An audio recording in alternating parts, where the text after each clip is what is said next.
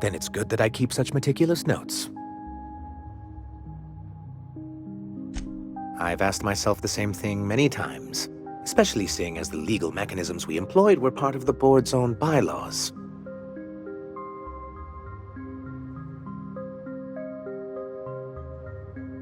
Not intentionally, though that's technically true. For many years, this planet was home to as many corporations as Terra 2. But back then, it was known as Terra 1.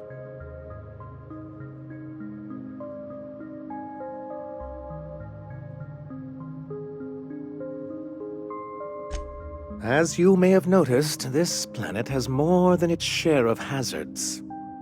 And as the other corporations began to tally their losses, they decided to pull out.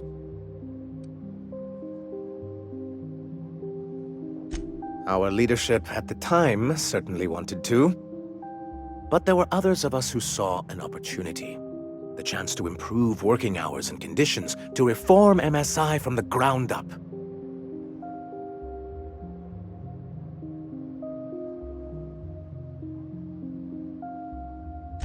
Ah, so you've heard about our prior acquaintance.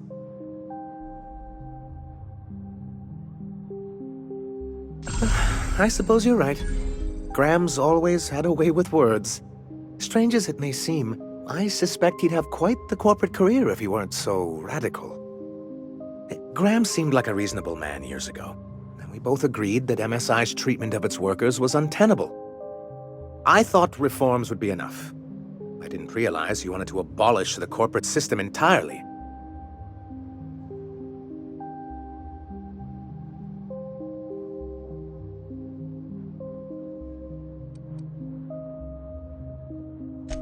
It's a legal provision that gives the board the authority to cordon off any planet or location that it deems dangerous. Sounds like the board gave themselves the power to arrest an entire planet. They would say it's for the greater good.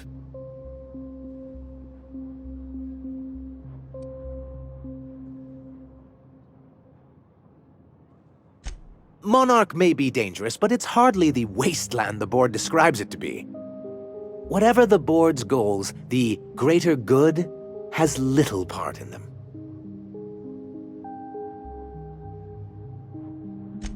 Reforms are humane, but they're also good business sense. Exhausted, sick, and malnourished workers are not productive workers. Even a cursory review of the data bears that out. I hope you'd treat them nice whether it was good business or not, Mr. Sanjar. That's what being a community means. Treating people right because it's the right thing to do. Word of advice, Sanjar. If Parvati's got something to say, you do well to listen close. A noble thought, Miss Holcomb. Unfortunately, noble thoughts rarely sway board policy. Anyway, we learned of a loophole in the corporate bylaws that would allow MSI to claim ownership of the entire planet once the other corporations pulled out, creating the perfect environment for us to enact these new reforms.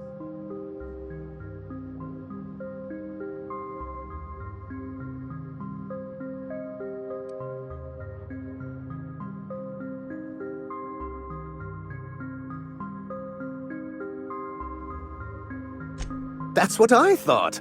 But the senior executives laughed in our faces and insisted we'd be relocating to Terra 2 along with everyone else.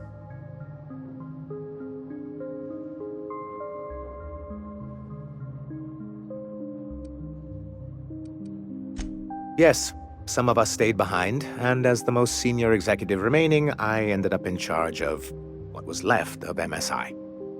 I moved forward with our planned reforms, as well as our strategy to assume ownership of the planet. Yet not long after I renamed it Monarch, the other corporations dislodged us from the board and began an official campaign to paint us as lawless savages.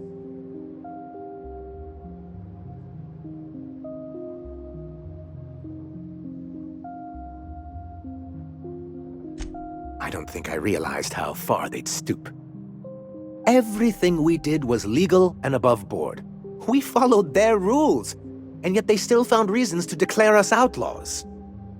Your first mistake was expecting the board to cut you a fair deal. I understand the sentiment, but if we can't rely on some sort of framework, then what do we have? I do think there's something useful in a governing body like the board.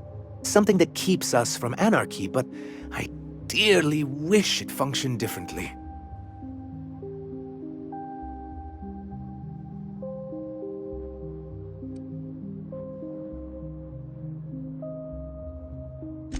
Well, technically he may have suggested it, but he certainly wasn't doing the paperwork himself.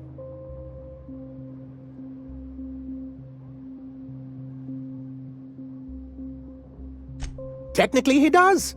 What exactly are you accusing me of?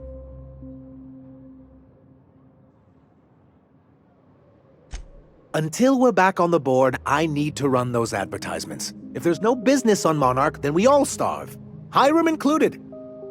Besides, Graham's the one you should really be concerned about. His propaganda does nothing but crowd the frequency.